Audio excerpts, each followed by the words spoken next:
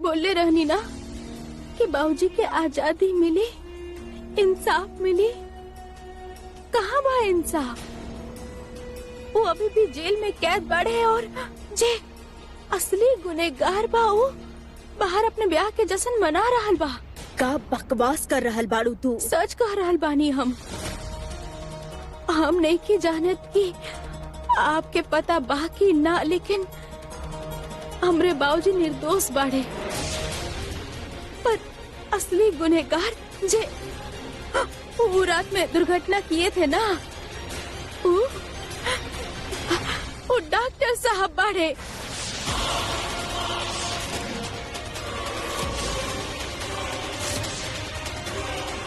खबरदार, इतना घटिया इल्जाम लगा के खाते। खुदे मन ले बड़े ही बात के। का हद हो गई।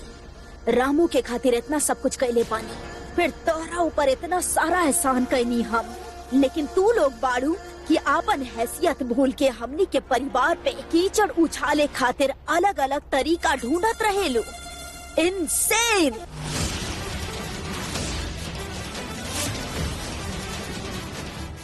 राइट नाउ, अभी के अभी हमार घर से निकल रहल बानी।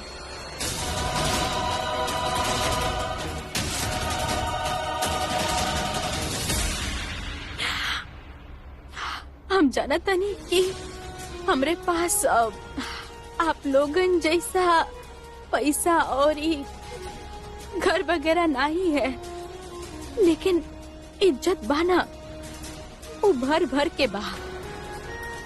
आपके दिहर यूनिफॉर्म के हम यूनिफॉर्म ना मननी था, आपके बुरा लग रहे, पर हमरे भगवान समान बाबूजी के इंसान की तरह नहीं के देखल जात और आप चुप्पी था में बैठल बानी। What nonsense. वकील करवा के देनी, अब का हम खुद जज बन के फैसला भी सुना दी। फैसला तो हम कर चुकल बानी रानी सा।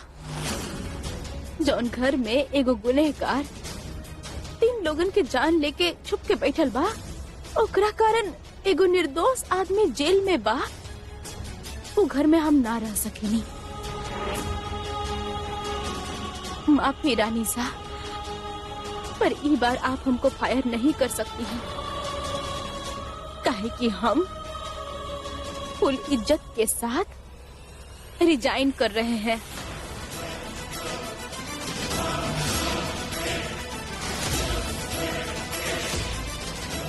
माता रानी जरूर हमरा साथ दी है और हम रजावत परिवार के बड़ कुंवर साके उनकर किए की सजा दिलवा के अपन बाबूजी के जल्द ही रिहा करवाई।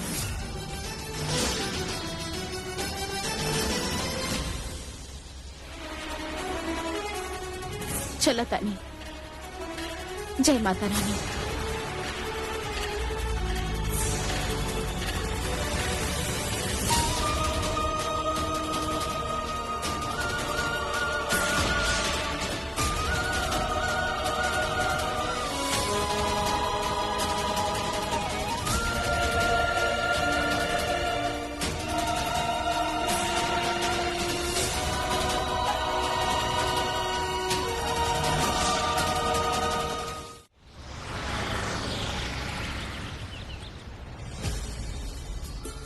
बहन, तो हर एक आवाज पर हम बक्सा बांध लेनी, कम से कम पता तो चले का भइल। बहन, आप अपन परिवार खातिर, अपन बाबूजी खातिर इतना सब कुछ कर रहल बानी। डॉक्टर साहब बहुत जरूरी काम से जा रहल बानी। वो जो दुर्घटना वाला जगह बा ना, वहाँ से शायद कोनो सबूत मिल सकेला, ताकि बाबूजी नहीं कि वो और गाड़ी चलावत रहे। वो रात चौरी बाजार में आप ही कैले रही ना एक्सीडेंट? हाँ, हम ही कैले रही। रामू काका ही घर के सर्वेंट रहने, उनकर हैसियत वाला इंसान ही घर में रहे, सड़क में रहे या कोनो जेल में, केहू के कुछ फर्क न पड़ेला। तहरा ऊपर इतना सारा एहसान कैनी हम, बाकी तू लोग बाड़ू कि आपन हैसियत भूल के हमनी के परिवार पे कीचड़ उछाले खातिर अलग अलग तरीका ढूंढत रहे। राइट नाउ, अभी के अभी हमार घर से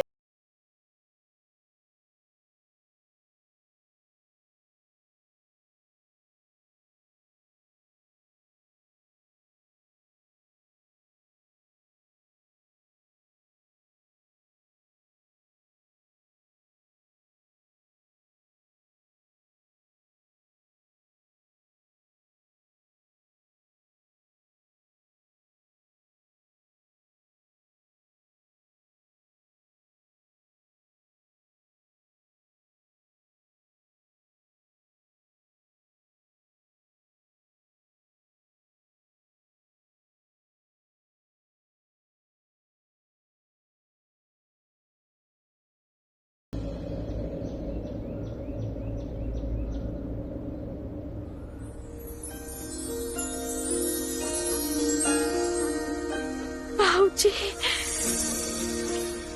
जिंदगी में कांटा तो आवत रही बिटिया। चुनाव तोहरा करे के बा, हंसते हुए ऊपर से उछल के चले के बा, या रोवत हुए ओकरा ऊपर चल के।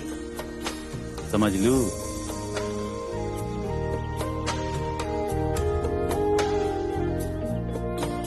देख के ना चल सके लुका बहन।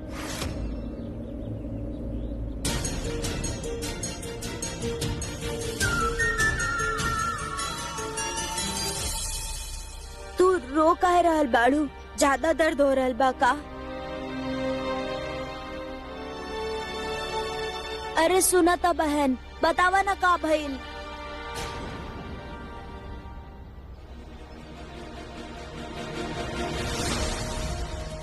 खरगोश की तरह हर टाइम दौड़े के ना बा बिटिया।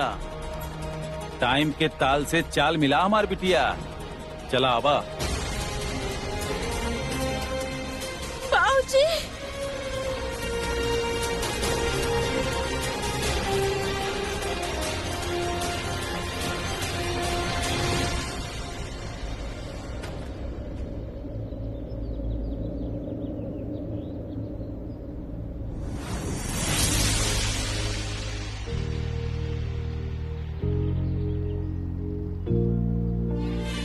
उठा और बढ़त चला। जैसे समय बढ़ेला, गिरत तो सब हैं बिटिया, पर उठ के संभलल और चलल सीखबू त एक दिन तुहार टाइम भी आई। बहन, तू हमरा के पूरा रास्ता न पवा देलू। अब तो बता दा का बात बा। कुछ बोली ना रहल बाड़ू हमरा से।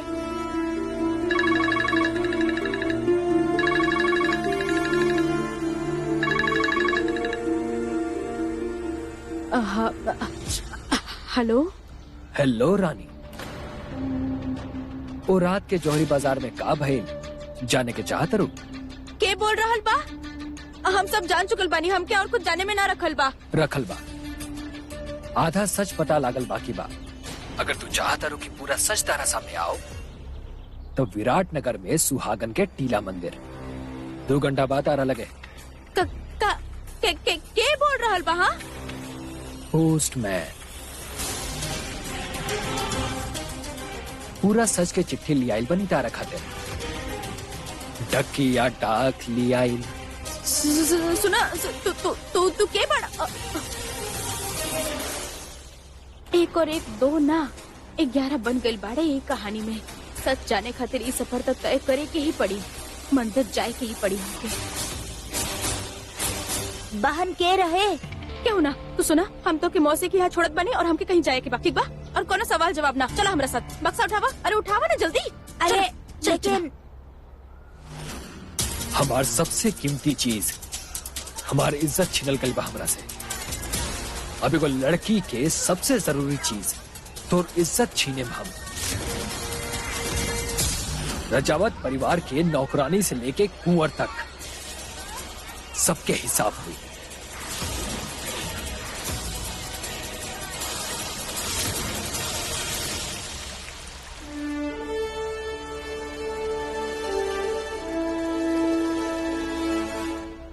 सब तैयारी अच्छा से हो गई ना, कुछ छूटे के ना चाहिए।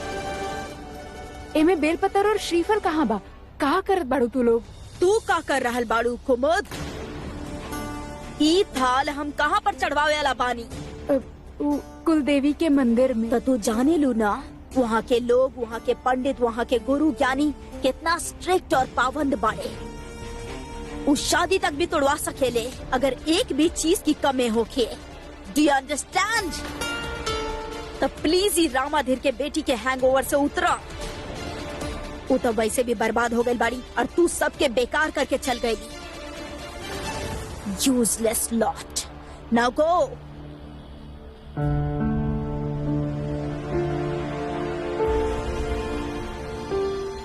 रानी साहब, अब इतना टेंशन कौन बात के? इट्स ऑल ओके, थोड़ा रिलैक्स करिए आप। ना वीर, जब तक ये सारा चीज खत्म ना हो जाला हम रिलैक्स ना हो सके नहीं। रानी साहब, रानी के चैप्टर क्लोज हो चुकल बा। तू का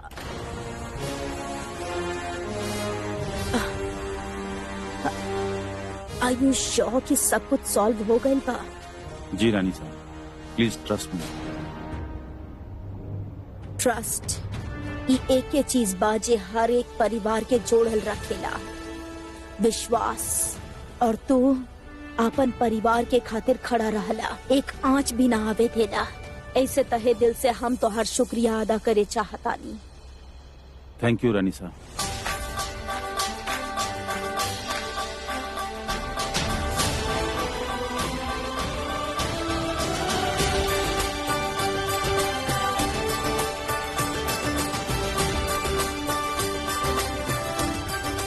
पूजा खत्म होके के बाद एक भी और मिनट मत रुकी है।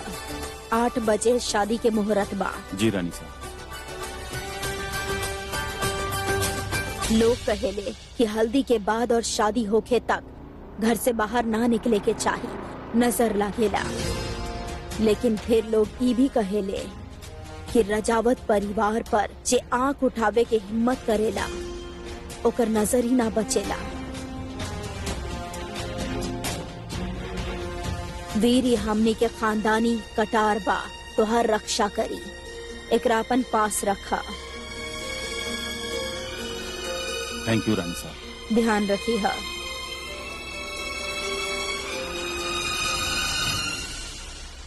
बेटा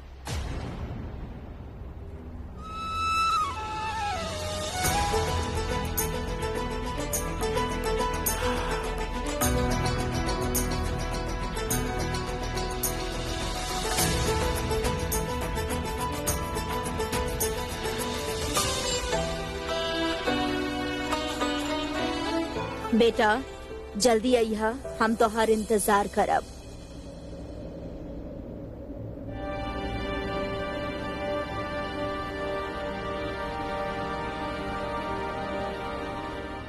जी रानी साहब।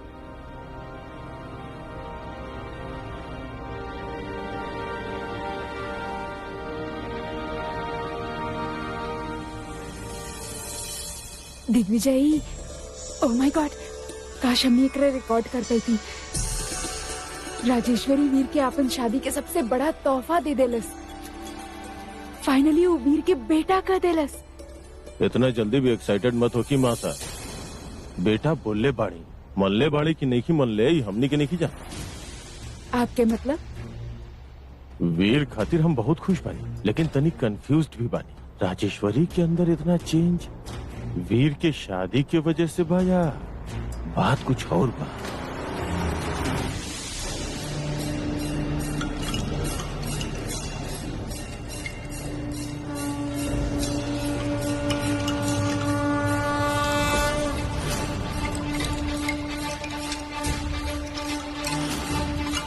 जितना कहानी सुनले रहनी मंदिर के बारे में वो सब सच लग रहा था। चला हम तो अंदर जा रहा बानी, तो आर फोटोज हो जाए तो आ जाइए। ओके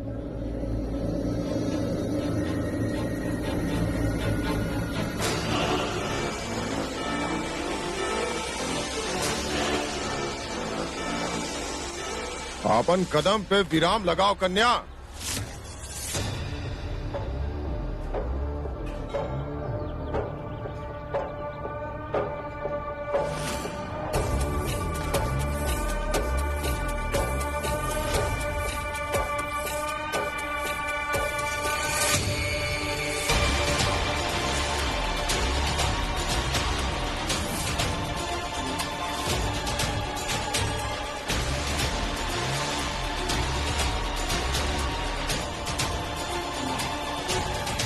जी हम मंदिर अंदर से देखे चाहत रहनी। विवाहित बाड़ू? जी ना। अविवाहित कन्या खातिर ही मंदिर में प्रवेश वर्जित बा। पंडित, मंदिर बा, केहू भी अंदर जा सकेला। आपके परमिशन लेवे की जरूरत नहीं है हमनी के।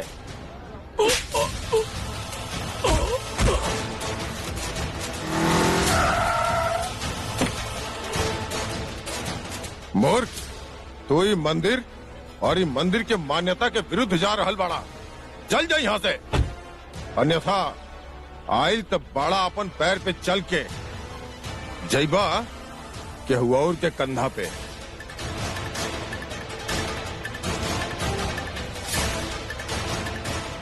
देवी माँ के आशीर्वाद बा तोहरा सर पे, वरना मंदिर में एक अविवाहित कन्या आवेले किंतु जीवित लौट ना पावेले। और यदि आज तू भी मंदिर परिसर में प्रवेश कर जैतू तो यहाँ से जीवित लौट ना पातू। जा यहाँ से।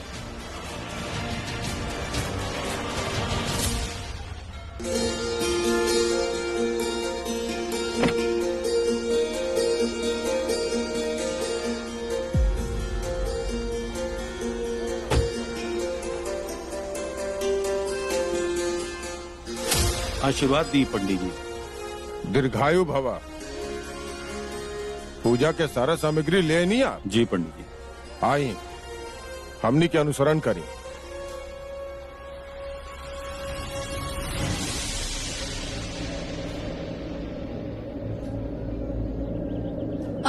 हेलो, हम पहुंच गए बानी। पीछे के रास्ते एगो लकड़ी के दरवाजा बा, ओकरा से होत मंदिर के अंदर आ जा। हम इंतजार करतानी। आ, आ, आ,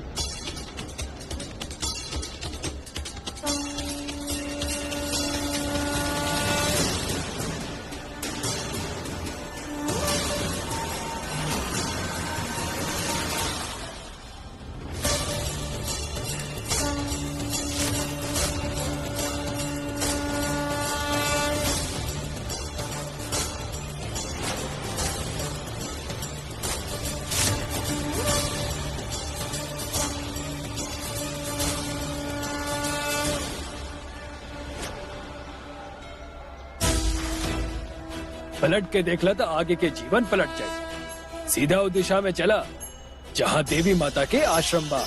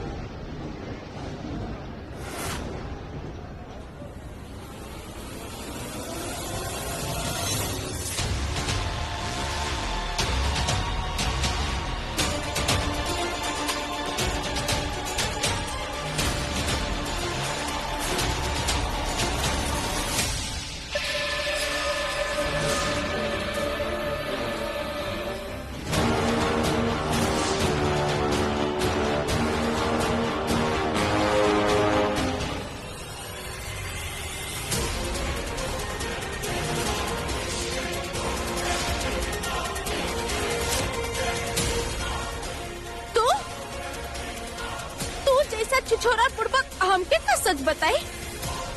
हमके कुछ नहीं के जाने के ना सुने के आदत नहीं के हमरा। तो का करबा? हाँ, जैसा जबरदस्ती करबा का हमरा साथे? हाँ, और वो जैसे बाबूजी के धमकावत रहला कोतवाली में वैसे धमकाई बा का? करे के पड़ल काहे की तहर बाबूजी एक्सीडेंट के रात हमरा के जोहरी बाजार में एगो लड़की के साथ देख ले रहल। ईमानदारी और सच्चाई की तब मूरत बाड़न न का गारंटी रहल कि रानी सा के सामने सच ना बताओते, यही से धमकावे के पड़ल। पर हमार किस्मत तो देखा, वो लड़की प्रेग्नेंट हो गई और जा पहुंचल वीर के हॉस्पिटल अपन बच्चा गिरा दे। हमारी इज्जत, हमार फ्यूचर सब कुछ दांव पे लग जाए अगर ये बात बाहर आ जाए। यही से हॉस्पिटल गई नहीं, वो वार्ड बॉय के पैसा खियावे। तो आपका तो के सच बोले के अवार्ड चाहिए। हमके पता है एक्सीडेंट कौन किया है।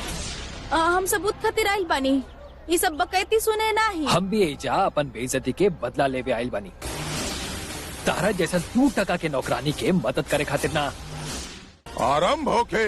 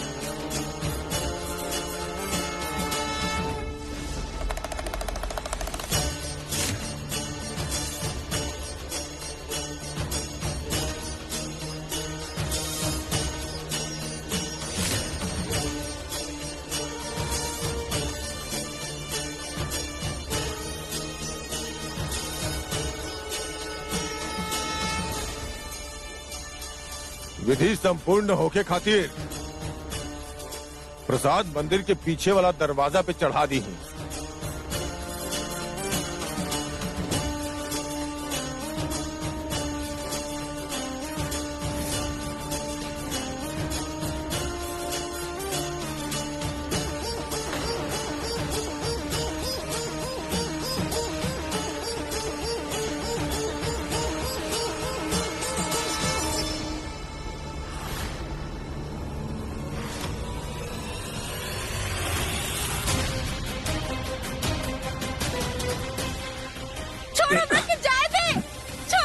तू कहीं नहीं खो जा सकत, तोरी गांव वाला सन से का हालत करवाओ तनी देखत जा।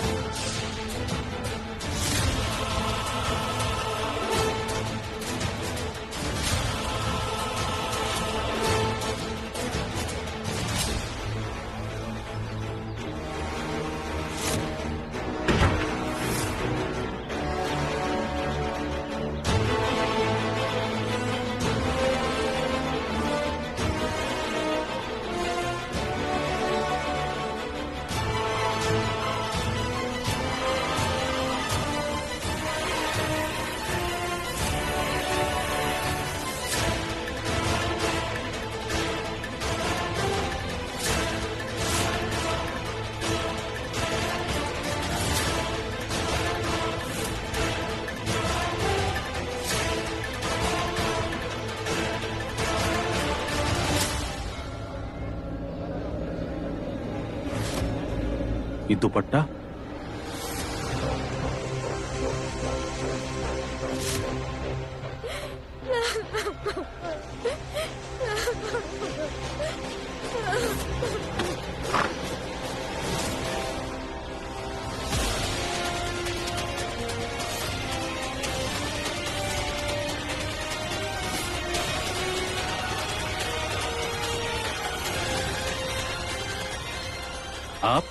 आप यहाँ का करता नहीं।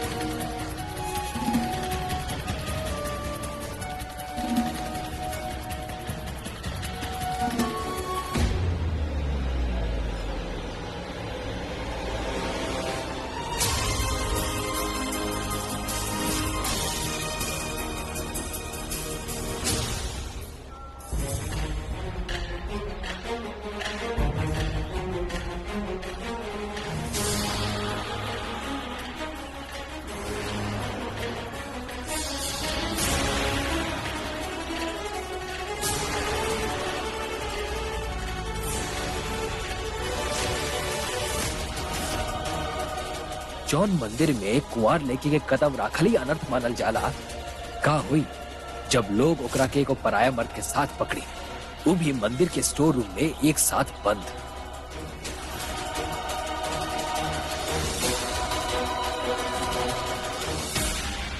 आप यहाँ ही मंदिर में का करता नहीं और ये हालत के कइले बा आपके?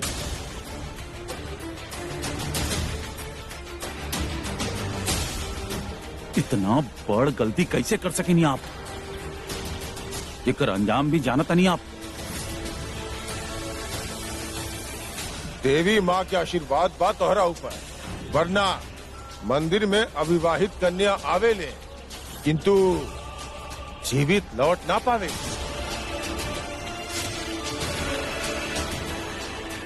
आपके यहाँ होखल ई मंदिर खातिर, यहाँ के लोग खातिर, यहाँ के पंडित खातिर, सब खातिर अपराध बाई। अपराध के ज्ञान आप देंगे हमको? पूरा चौरी बाजार में एक्सीडेंट आप ही कहनी ना? हाँ, हम ही कैले रहनी। हाँ, जे अपराध कैले बानी ना, वही सब पूजा पाठ से ना धुले वाला बा। ओकर केवल प्रायश्चित होखेला। सच बता दी। Shut up! ये फालतू बात खातिर वक्त नहीं के हमनी के पास। आप जानत बनी कितना बड़ा मुसीबत में बानी हम लोग। आपकी यहां से जाए के होखी अभी के अभी। You understand that?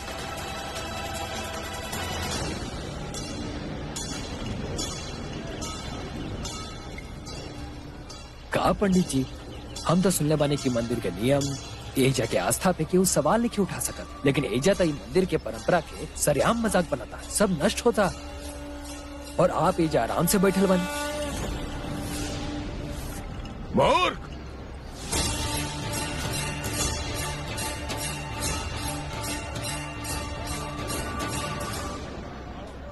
मुख बंद कर लड़का। यदि एक शब्द भी हमनी के मंदिर के पवित्रता के खिलाफ बोले तब भस्म कर दे तोरा के। सच बोले वाला के भस्म, और जौन एगो कुआर लड़की एगो पराया मर्द के साथ ही मंदिर में बिया होकर का।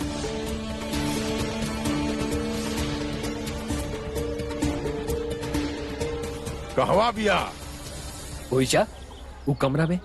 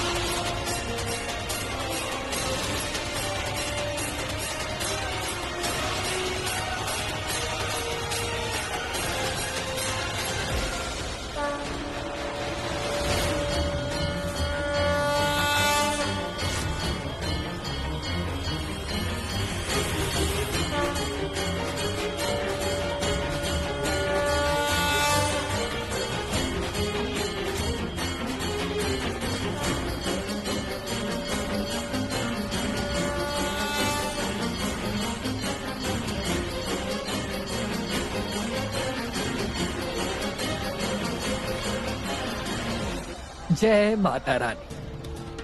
अब फसीहन रानी सयानी। वो एरिया में पूजा की तैयारी शुरू हो गई का? अभी तक तो पूजा खत्म हो जाए के चाहत रहे। विक्रम जी बेटा जरा वीर से फोन करके पूछ ली ना कि वही जैसे निकलल की ना। जी मॉम, कहीं वो पंडित अंकल कुछ पंगा उंगा तना कैले होके ना? ओ शट अप विक्रम, हर बात में मजाक अच्छा ना हो खेला। अरे मॉम, वो लोग बहुत खतरनाक लोग बने। बात बात पे अपन भाला त्रिशूल तलवार लेके खड़ा हो जाने, और जहाँ केहू से एक भी गलती भइल ना वहाँ पे सर उठा के धड़।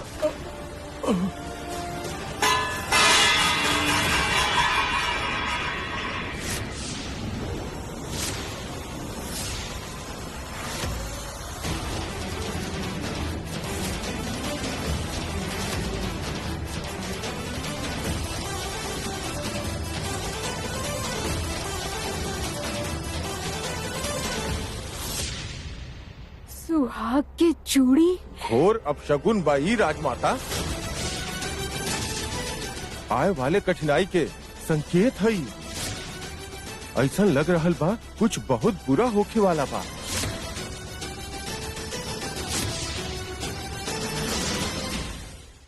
चली।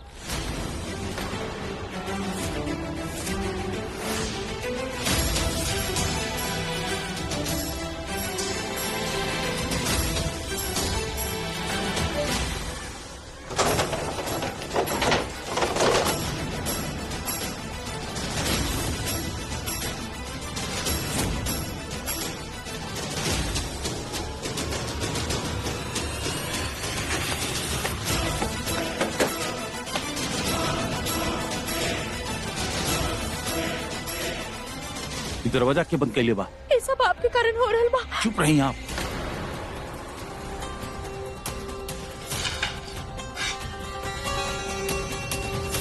अगर आपके यहाँ कोई देख लेलस तो बहुत बड़ा प्रॉब्लम हो जाएगी।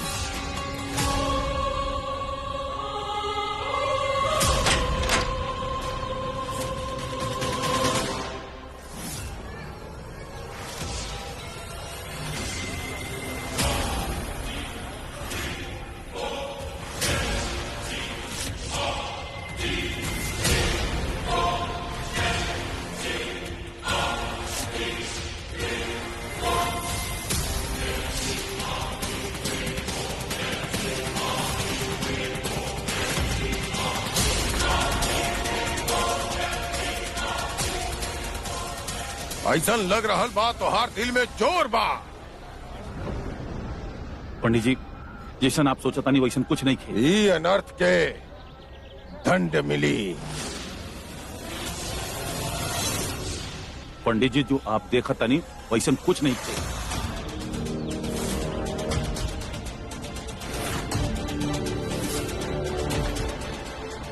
ई कन्या विवाहित बा।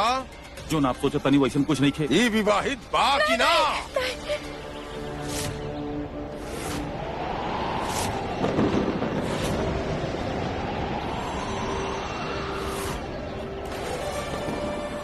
हमनी के देवी के अपमान कैले बाड़ा तू। हमनी के मंदिर के अपवित्र कैले बाड़ा।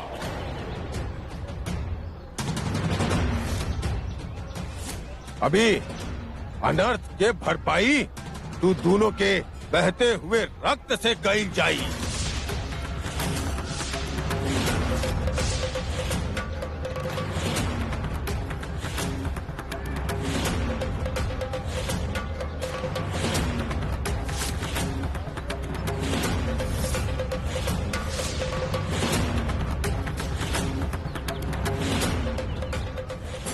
सुनी पंडित जी हमारी बात सुनी। हम आपके मंदिर के आपके या आपके मान्यता के अपमान नहीं करत पंडित जी। ये सब एगो गलत फहमी बा, कंफ्यूजन हो गई बाई। प्लीज हमनी की जाए दी।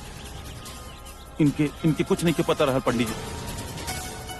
आप हमनी के परिवार के जानत पंडित जी। बस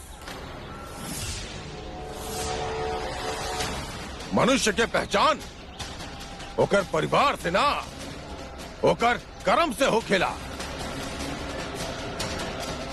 और तू दोनों के कर्म हमनी ये मंदिर के लज्जित कैले बा।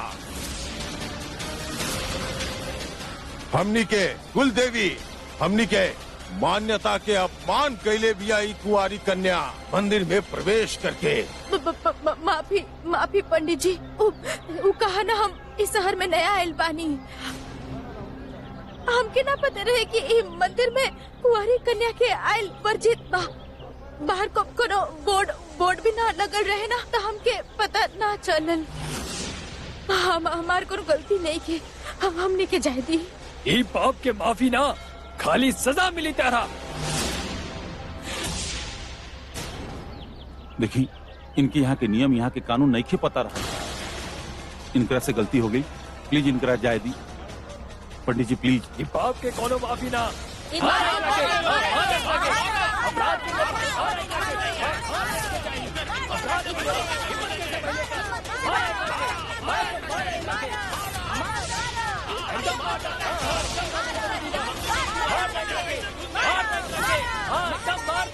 छोड़िया मत एकरा के। पंडित जी इस सब चीज की जरूरत नहीं थे। गलती हो गई पंडित जी, जाए दी प्लीज। चाहती तक गुस्सा में वो दिन तोरा के मार सकत रहनी वीर, लेकिन हम दिमाग से स्मार्टली प्लान करके रानी के साथे तोरा के जब फंसाईनी। अब बदला हमार हुई, लेकिन ओकरा के पूरा ई लोग करी।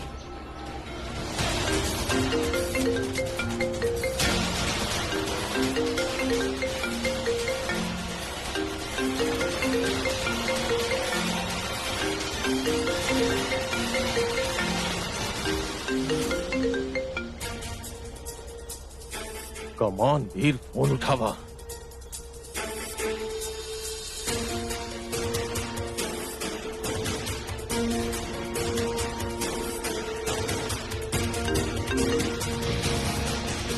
हेलो हेलो वीर, हम कब से तोहरा फोन कर रहल बानी, फोन काहे ना उठावत रहला? सब ठीक तबा ना?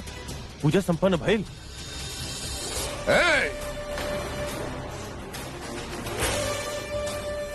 हेलो वीर, केहू से केहू बात ना करी। वीर वीर, का भइल? का कह रहल बा वीर? फोन कट गए और पीछे से केहू चिल्लात भी रहे। I am not feeling good about this. Rajeshwari, वो जगह वैसे भी सेफ नहीं है। कमिश्नर के फोन करी, अगर कोनो दिक्कत होगी वो हैंडल कर पाई। हाँ, गुड आइडिया। मारा!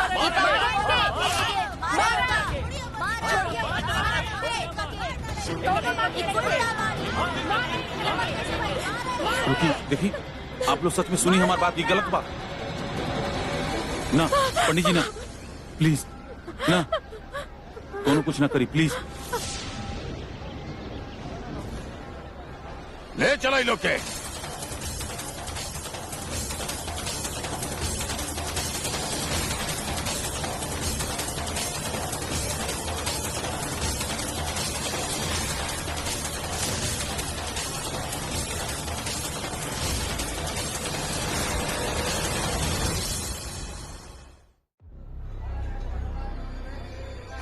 हमनी के देवी के अपमान कैले बाड़ा तू, हमनी के मंदिर के अपवित्र कैले बाड़ा। अभी अनर्थ के भरपाई तू दोनों के बहते हुए रक्त से कई जाई। मारो एकरा! मार दो! मार दो एकरा के! मारो! मारो! पकड़ के ले आओ बाहर। रुकिए, देखिए, आप लोग सब सुनिए हमारी बात, ये गलत बात ना, ना, पंडित जी ना, ना, ना, दोनों कुछ ना करी प्लीज। ले चला इन लोग के।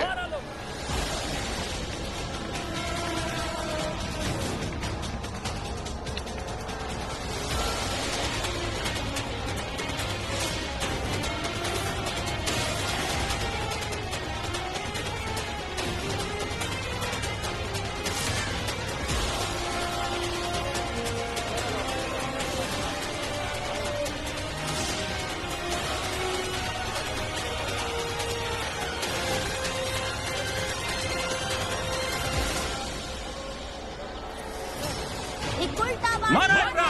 मार दो! मार दो एकरा के! मारो! मारो! पकड़ के ले आओ बाहर।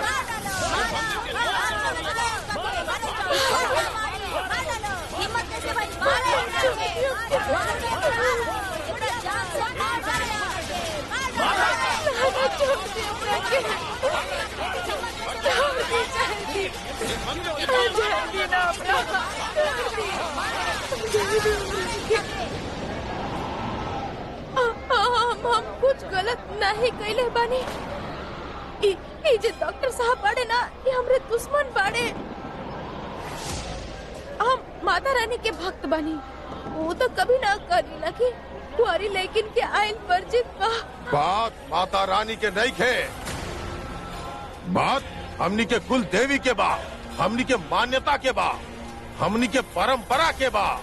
ई मंदिर में कुंवारी कन्या के प्रवेश के अशुभ माने नहीं हमनी के। ऐजा केवल और केवल सुहागन ही आ सकेले, जैसे कि ही औरत लोग। ये तो गलत बाना। मंदिर तो श्रद्धा और भक्ति खातिर होकेला, भगवान सब खातिर एक होकेले ना, तो फिर केहू भी आ सकेला ना। लड़की चुप हो जा वरना। एक शब्द भी हमनी के देवी और हमनी के मान्यताओं के विरुद्ध बोलू तो तोहरा ऐजे भस्म कर दे।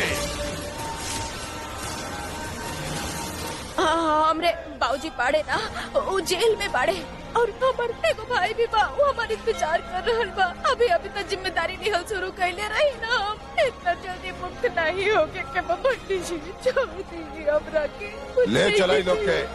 पंडित जी ना, नहीं नहीं नहीं नहीं, आप ऐसा ना कर सकेंगे पंडित जी। सब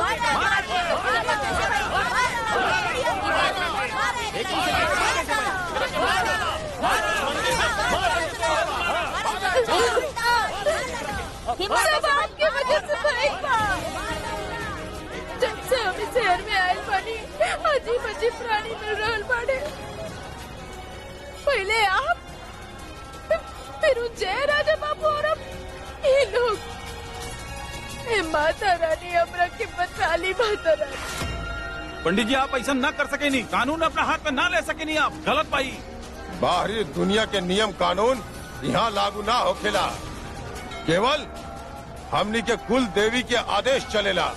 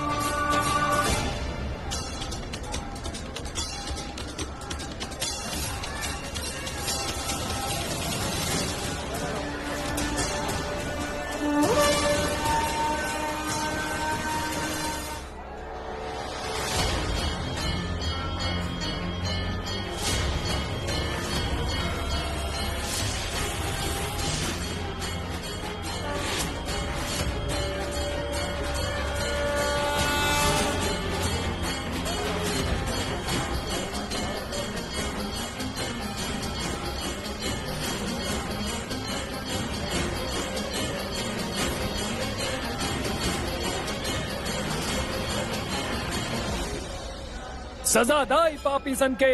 मारा मारा नहीं पंडित जी, नहीं, ऐसा मत कीजिए। आप बढ़ पानी ना, सजा नहीं, हमके आशीर्वाद दी है। ये जो सारा तमाशा बा वो खत्म हो जाए। हमार बाबूजी ना वो जेल में बाढ़ है। अब हमार भाई पिंकुआ मौसी के घर में इंतजार कर रहा है और हमके इंजीनियरिंग के एंट्रेंस एग्जाम में दे के बाद छोड़ दी ना, हमके मत करी कुछ। माता रानी मुख बंद कर लड़की।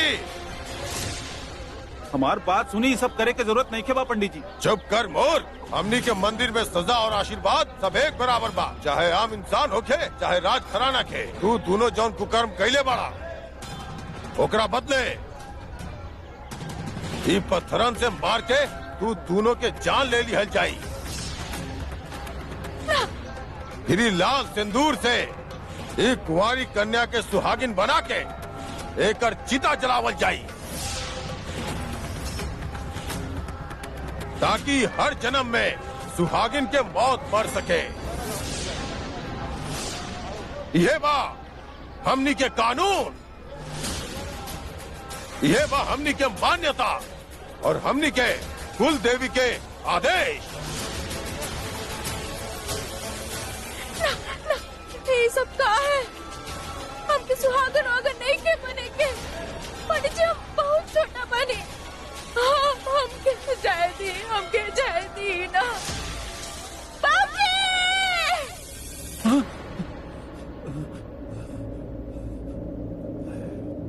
ये हमार मन इतना विचलित काहे होता? रानी, रानी, रानी, रानी, केहू बा? केहू बा?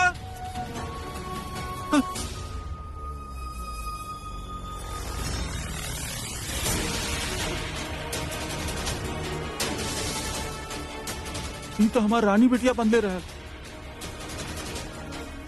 मतलब हमार रानी बिटिया कोनो मुसीबत में बिया, कोनो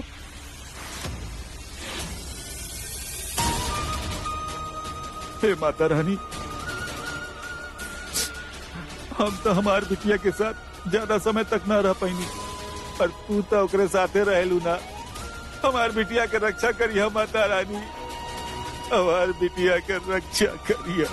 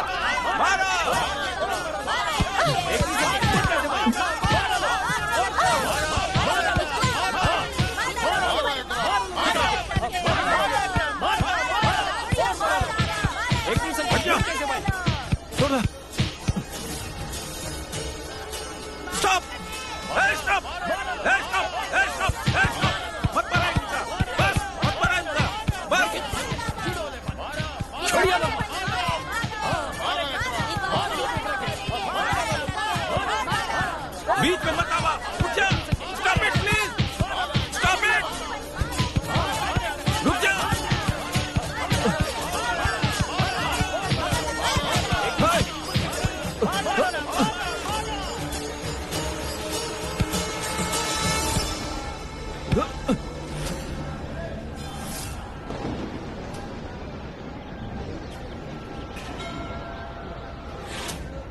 नहीं, नहीं, ई कुमारी कन्या पापिन बाड़ी, जान से मार दे के रखे। छोड़ दो।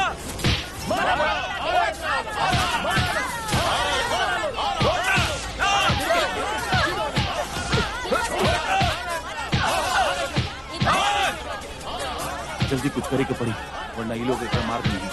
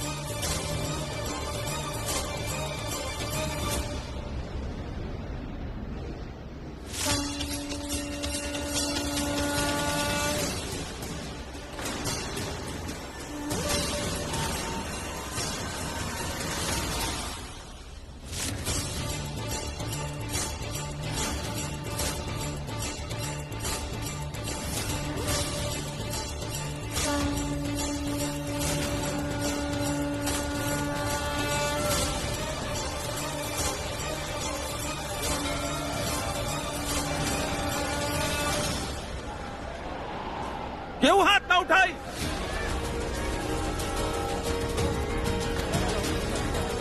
अब अभी कुमारी नहीं थे, हमार धर्म पत्नी भी आई, रानी वीर सिंह रक्षावत।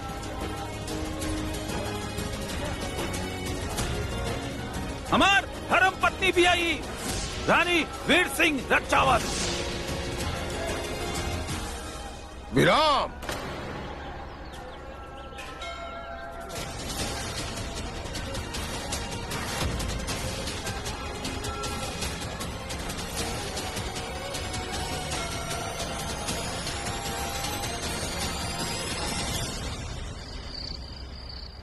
हर मिनट के साथ हमने की परेशानी बढ़त जा रहा बा।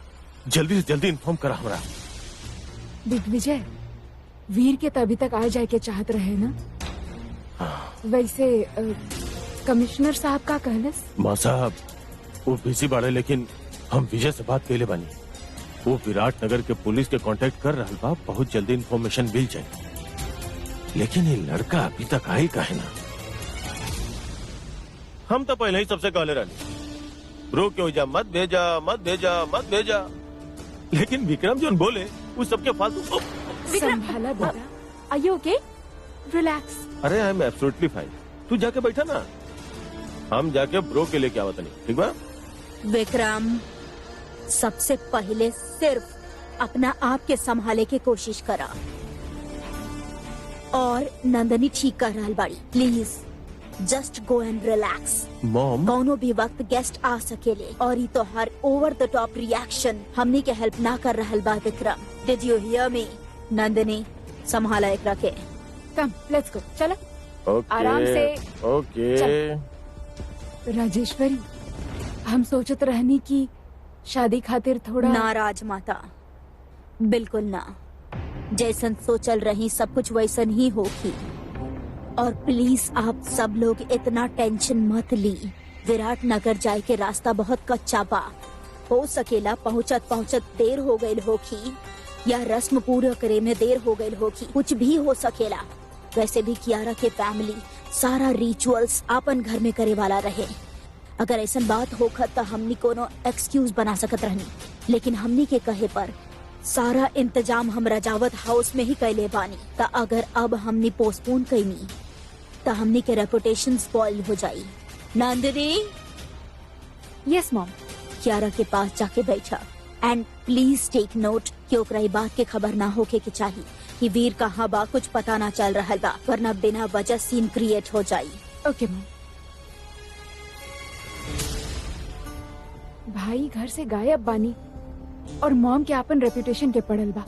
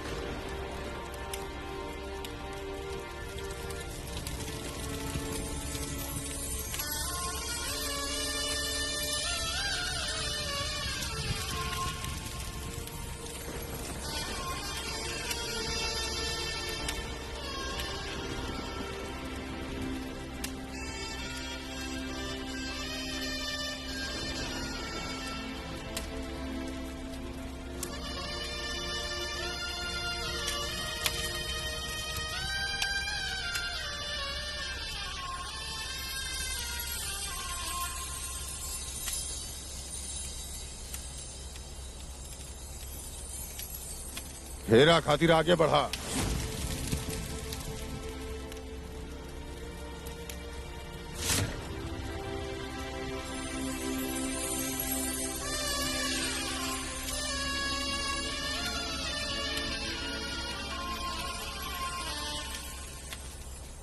अब कन्या आगे चली। हमार बिटिया अपन बाबूजी के प्रेम और स्नेह के जो त्याग देले बिया ना, एक दिन वह त्याग होकर कलम के स्याही बन के होकर किस्मत लिखी। हमरा सपना है बाबूजी को उनकी नौकरी से आजादी दिलाना। उनकर अपना किराना के दुकान खुलाना है। 20 साल मेहनत कैले हूँ, अब उनका आराम की जिंदगी दिलाइब हम। और इंजीनियर बन के अपन बाबूजी के नाम रोशन करे के बा। कहा सोच ले रहनी और का हो गई।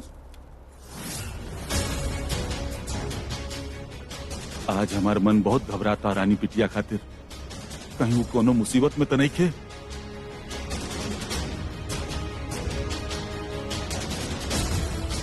पता ना का भइल, बहन अभी तक आइल ना। मंगलसूत्र पहनाई।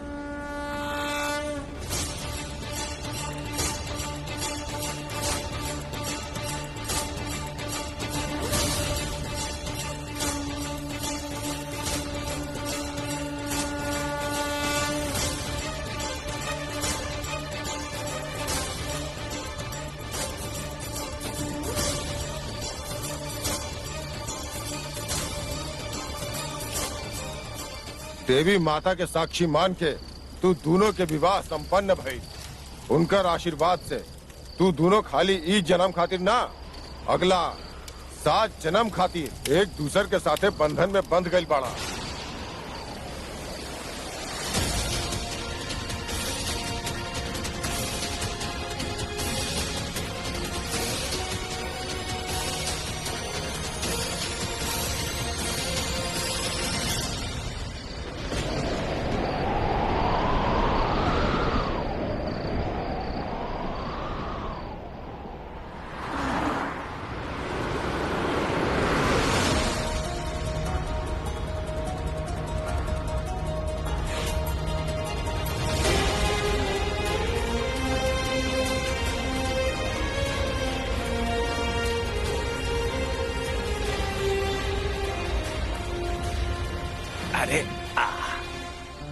अरे मोरी मैया, कैसन बाप बारे तू। का भाई बिटिया के बेलन सिखाई के बजाय अपन हाथ से खिला रहल बा। कल के ससुराल जाई तो रोटी तो बेले के पड़ी ना। अरे दादी अम्मा, ब्याह हो जाए तो रोटी बेलल सीख लेब ना। हाँ।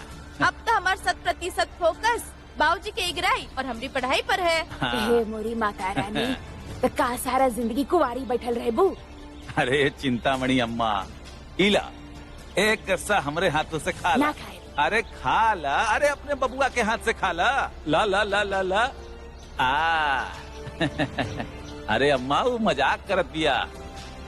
एक बार ये चौचक से इंजीनियर बन जाए फिर ब्याह हो कर ली है का बेटा। ब्याह तक करे के पड़ी। हाँ, कोनो जबरन नहीं खे। अगर हम तोरे खातिर कोनो अच्छा सा बबुआ सिलेक्ट कैले बानी और तोहरा के अच्छा ना लगे तब प्रेशर में आके ब्याह करे के कोनो जरूरत नहीं खे। आपन मन से करिया। और बेटा अगर एक बार ब्याह हो जाई ना फिर वो रिश्ता पूरा श्रद्धा से और पूरा मन से निभैया। खुशी खुशी। तो कहा न बिटिया, जीवन साथी जोन होला ना तू बहुत बड़ा सपाट होला। हाँ, समझ लो। पर बाबूजी सबसे बड़ा सपोर्ट तो तू बड़ा हमरा खातिर। अरे बिटिया हम तो रहबे करब। तो कहा है ना बिटिया, एक बार जो हमार बिटिया विदा होके चल जाई फिर वो सपाट तनिक कम हो जाई। फिर तक केहू और के हाथ थामे के पड़ी।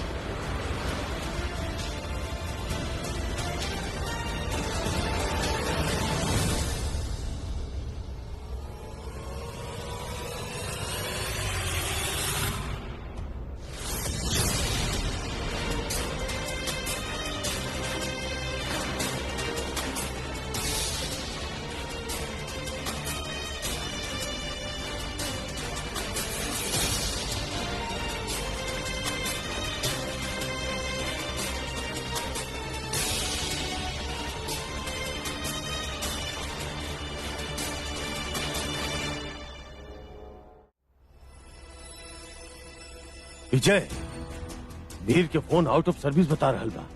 वहाँ के ऑफिसर से बात भइल तोहार? हमरो भी फोन नहीं लागत हुकुम। एक्चुअली वो जगह छोट बात है, हर जगह नेटवर्क के प्रॉब्लम बा वहाँ। फिर भी हम ट्राई करता नहीं। अब जी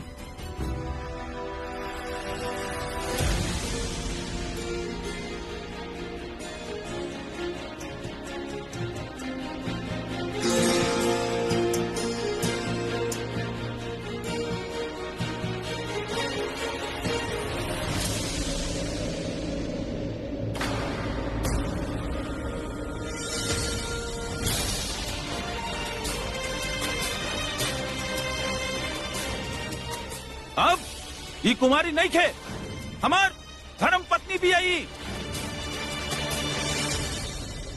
आप ना अपना तू यहीं रुका, हम बात करते नहीं।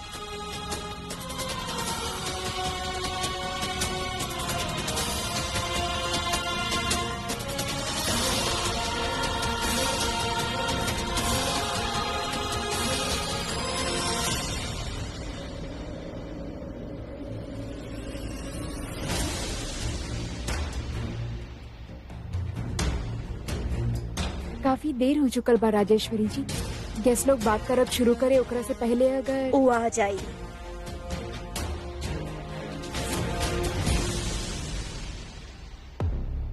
वीर आ गए।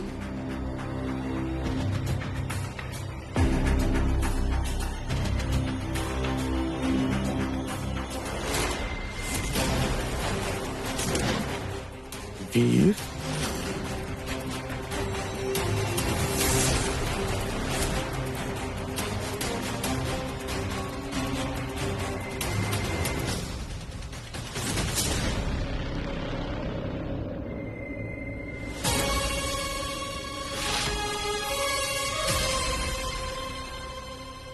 ब्रोई बैंडेज। वीर बेटा कहाँ रहा तू और ये सब चोट कैसे लगा तोरा?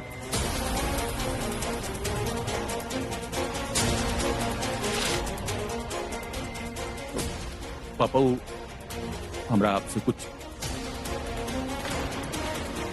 इम्पोर्टेंट बात करे के बाद। ई वक्त शादी से ज्यादा इम्पोर्टेंट और कोनो भी बात ना हो सकेला वीर। जल्दी से तैयार हो जा।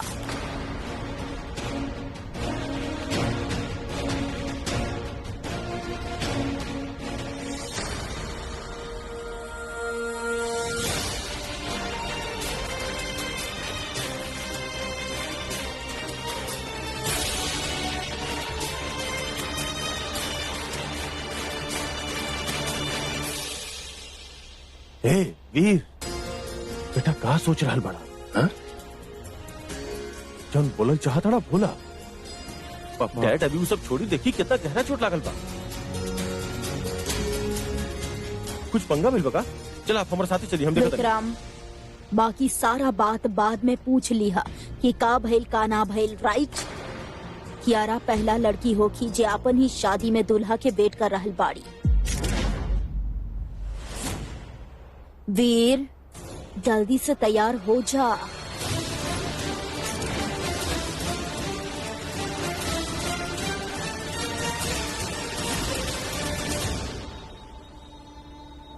एगो काम करा, तू हमरा साथे आओ। आई थिंक ये तनी नर्वस हो रहा। राजेश्वरी, हम अभी एकरा तैयार करवा के ले आवत तनी।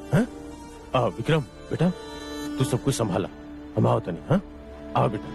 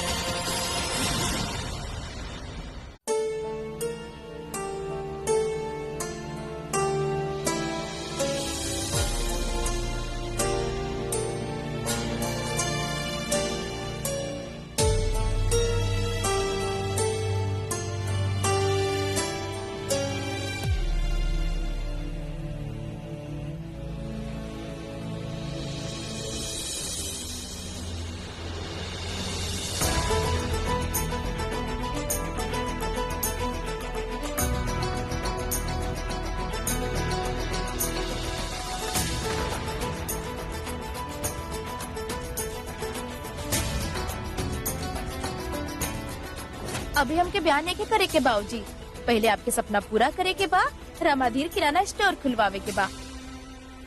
इले फिर से ले। ई मूंगफलियन के छिलका के तरह ना तहर भेजा भी खाली हो गई बा। अरे ब्याह ना करे के रहे तो कम से कम रिश्ते तय कर देता। अरे अम्मा तू अभी रबड़ी बना ला, जब बिया के टाइम आई तो वो हो जाई। अरे छोट बच्ची बिया अम्मा। फिर का इदाना है ना, ये भी हमसे बड़ा बा। और का खाई। अरे थोड़ा बड़ा हो जाए दा, फिर देखिए अपन रानी बिटिया खातिर एकदम चौचक बबुना आई। सर पे गुलाबी साफा बांध के, जोरदार शेरवानी पहन के, एकदम शाही अंदाज में, और वो है हमार बिटिया के हाथ थामी। है देखी है तू बड़का शेख चिल्ली। अरे हमार रानी बिटिया खातिर एकदम चौचक बबुना आई। सर पे गुलाबी साफा बांध के, जोरदार शेरवानी पहन के, एकदम शाही अंदाज में।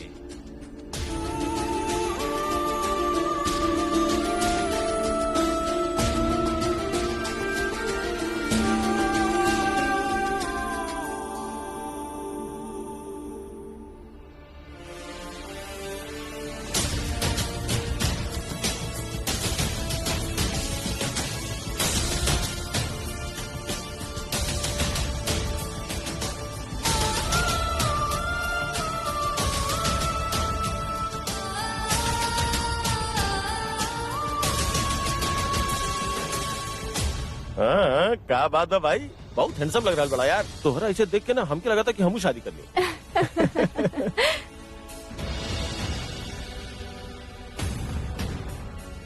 नजर ना लगे जवाई सा के। पधारी जमाई सा आई।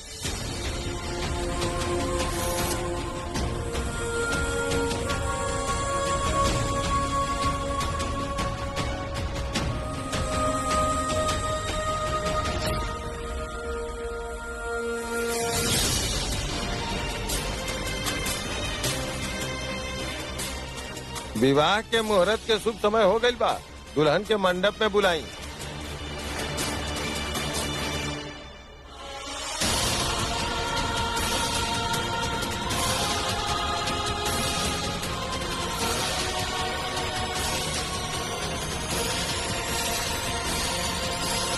ओ गॉड, हमार मेकअप ठीक तो लग रहल बा ना? ज्यादा तो ना लग रहल बा।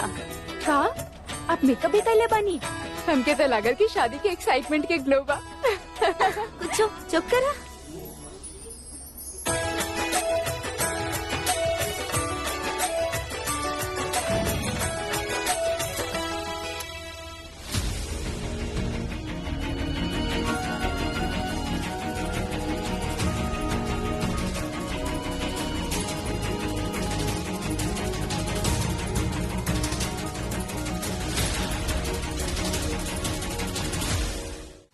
पवित्रः पवित्रो वा सर्वावस्थां गतोऽपि वा य स्मरेत् पुण्डरीकाक्षं सबाह्याभ्यन्तरः शुचिः लम्बोदर नमस्तुभ्यं सत्तं मोदकप्रियं निर्विघ्नं कुरु मे देव सर्वकार्येषु सर्वदा।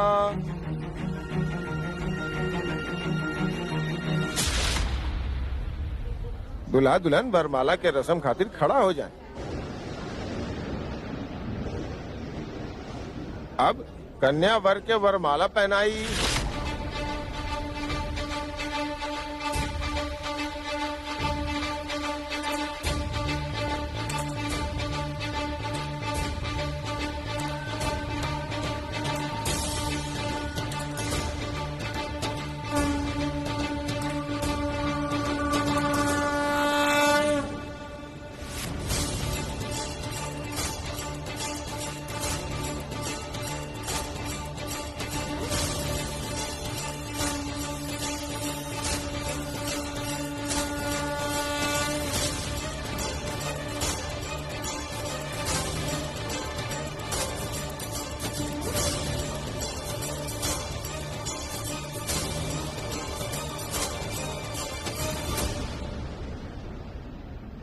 अरे ऐसे अरे, कैसे?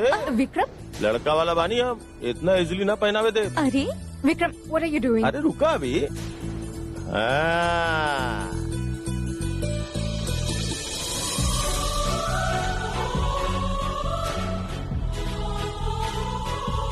वैसे तो बहुत लंबा बनेलू क्या रहा? अब देखा तने बिना हिल के का करे। अच्छा अच्छा अच्छा अच्छा तो आपके लगेला कि लेकिन कुछ ना कर सकेली ना। एक सेकंड लेकिन आई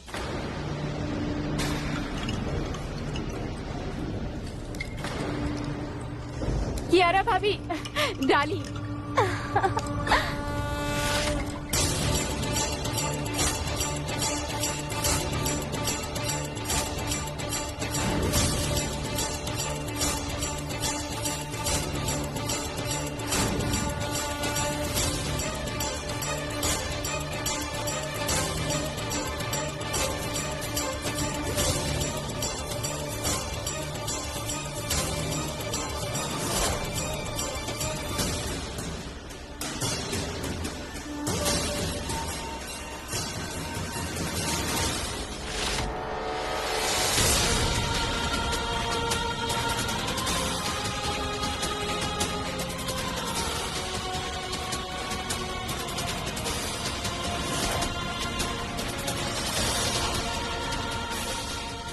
अब वर जयमाला पहनाई।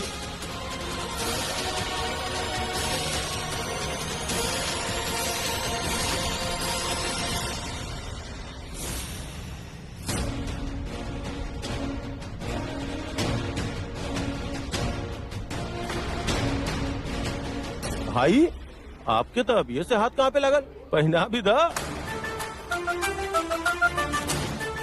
प्लीज विक्रम, ए वक्त जो करे के वक्त नहीं खे। कियारा कब से वेट कर रहा बाड़ी। वीर जल्दी से रस्म पूरा करा।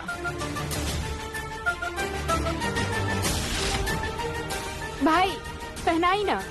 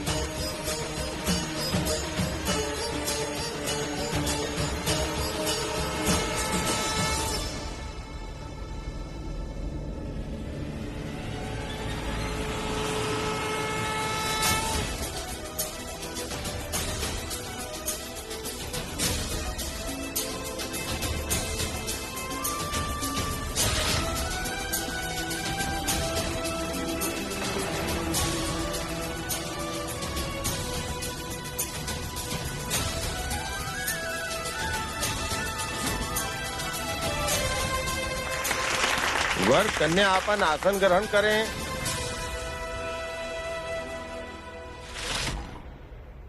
गठबंधन के रस्म खातिर दुल्हा के बहिन आगे आई।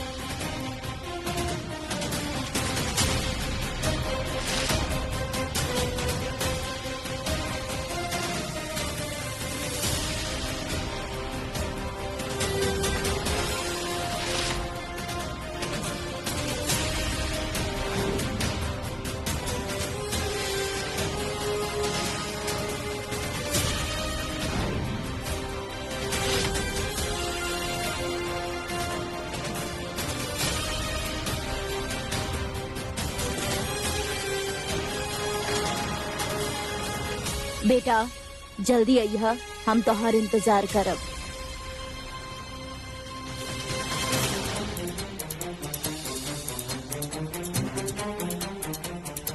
तू आपन रिस्पॉन्सिबिलिटीज पे ध्यान दा। कियारा घर पे बाड़ी, ओकरा साथ टाइम स्पेंड करा, ना कि एगो नौकर के पीछे अपन टाइम वेस्ट करा।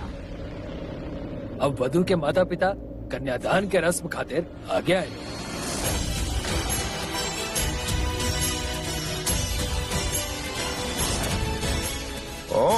मंगलम भगवान विष्णु मंगलम गरुड़ध्वज मंगलम पुंडरीकाक्षाय मंगलाय तनोहरि।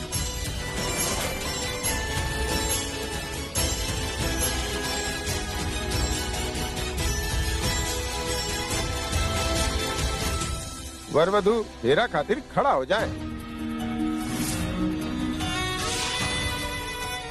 हम जानत आनी वीर कि हमने के बीच में हमेशा डिस्टेंस रहल बा, लेकिन ओकरा मिटावे के तरफ ये हमार सबसे पहला कदम बा। इस शादी के हाँ कह के तू हमरा के बहुत खुशी देले बाड़ा। I am so proud of you.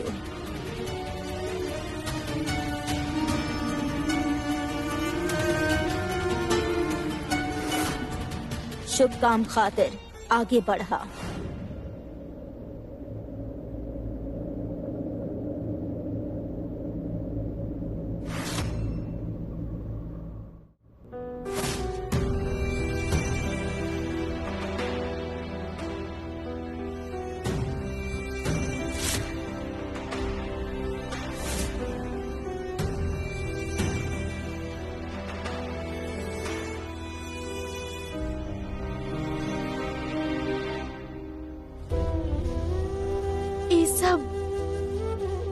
ये सब का हो रहल बा माता रानी?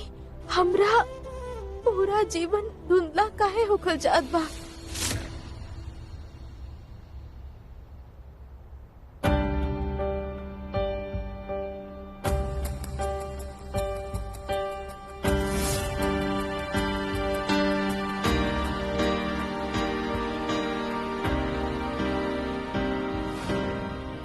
अब ये कुमारी नहीं खे, हमार धर्म पत्नी भी आई, रानी वीर सिंह रजावत। हमार मन इतना विचलित काहे हो रहल बा? हमार मांग के सिंदूर, ई लाल चुन्नी झूठ जबरन भइल बा हमरा साथ। ये सब तो मजबूरी में भइल बा हमरा साथे। तो फिर ये सब हमरे आँख के सामने जे हो रहल बा, वो देख के हमके इतना बुरा काहे लग रहल बा? वो शैतान के वास्ते हमरे भगवान के जीवन दांव पे लगल बा। फिर भी हम सब काहे देखने की पावन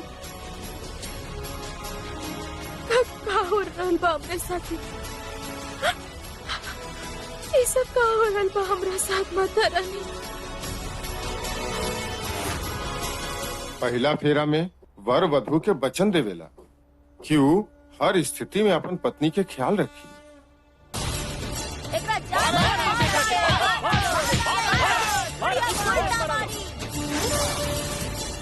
और उनकरा एक अच्छा और खुशहाल जिंदगी प्रदान करे के संपूर्ण कोशिश करी।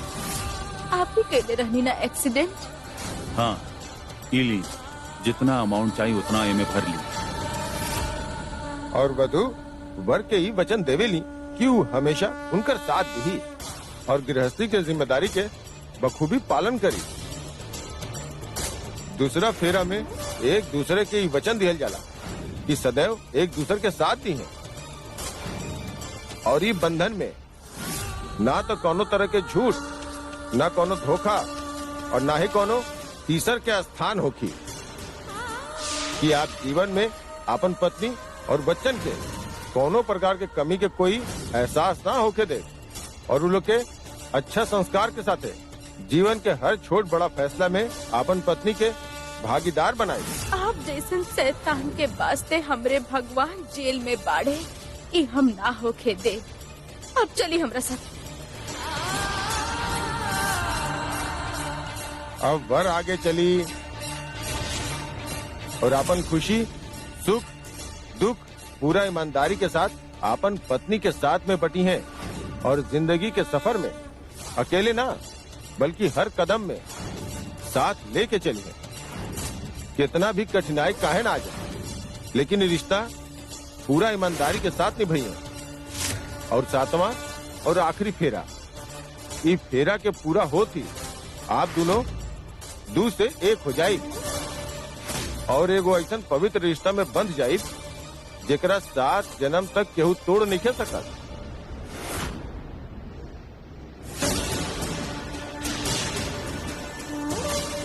हमार धर्म पत्नी भी आई, रानी वीर सिंह रजावत।